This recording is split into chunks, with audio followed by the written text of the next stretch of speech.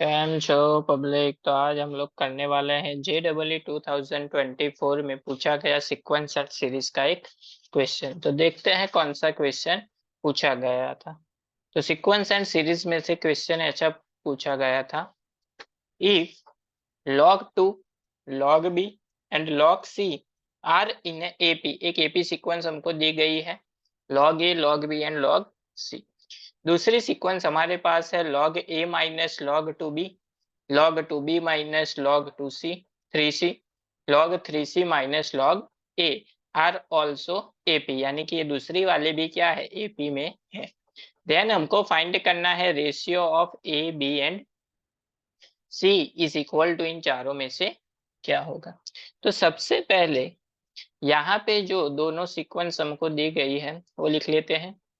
हमारे पास फर्स्ट है log a, log b and log c। ये किस में है, एपी में है। दूसरी वाली हमको दी गई है log a minus log 2b, यानी कि हमको पता है कि log में अगर माइनस होता है तो क्या आता है डिवीजन में, यानी कि log a अपॉन 2b। उसी तरह से log 2b minus log 3c, यानी कि log 2b अपॉन 3c। उसी तरह से इसके लिए हो जाएगा log 3c upon log a, यानी कि log 3c अपॉन a। ये भी क्या है, एपी में दी हुई है।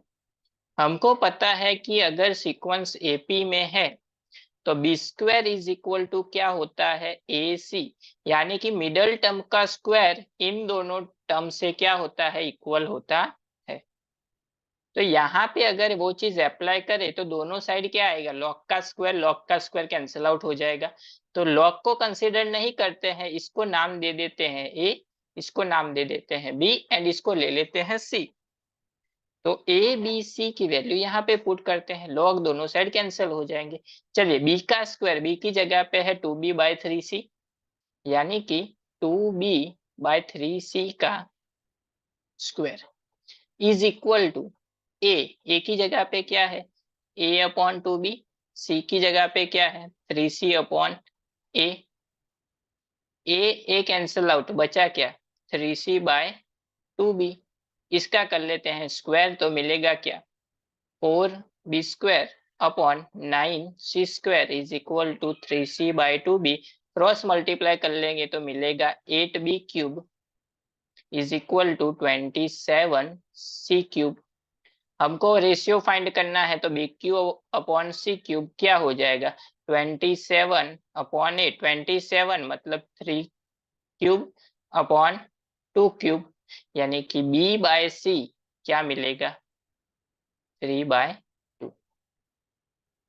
b/c अपने को मिलेगा 3/2।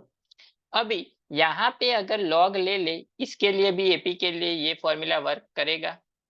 यहाँ पे ए की जगह पे ए है, बी की जगह पे बी है, सी की जगह पे सी है, तो यही फॉर्मूला प्रिपेयर होगा हमारे लिए, b² इज इक्वल टू ए सी।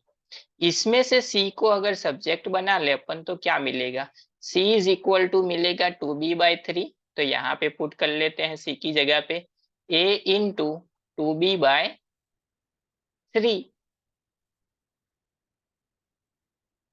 दोनों साइड एक एक बी कैंसिल हो जाएगा, ये बी आ जाएगा डिवीजन में, तो b/a इज इक्वल टू क्या हो जाएगा 2/3।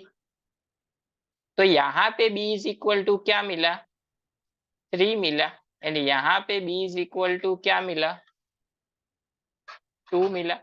यानी कि इन दोनों का अगर मल्टीप्लाई करें b इंटू बी तो क्या हो जाएगा b²।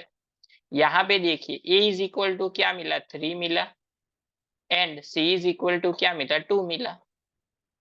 तो b² इज इक्वल टू क्या होता है,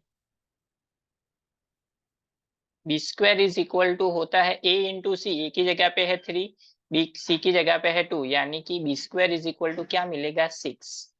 यानी कि इसकी मिडल टर्म जो है वो क्या आएगी 6। तो यहाँ पे देखिए मिडल टर्म में 6 का कोई ऑप्शन नहीं है, यानी करेक्ट ऑप्शन कौन सा हो गया अपना, फर्स्ट वाला।